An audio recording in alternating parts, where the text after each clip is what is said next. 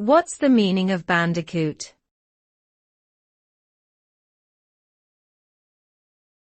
Bandicoot.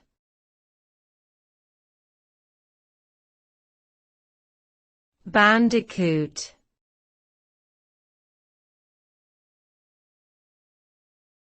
Bandicoot.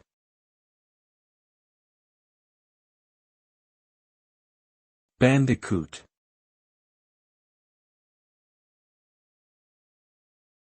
A bandicoot is a small, omnivorous marsupial native to Australia and nearby islands. The name bandicoot comes from an indigenous Australian term meaning pig rat, due to their physical appearance and foraging habits. Bandicoots are typically solitary and nocturnal, and can be found in a variety of habitats including forests, grasslands, and deserts.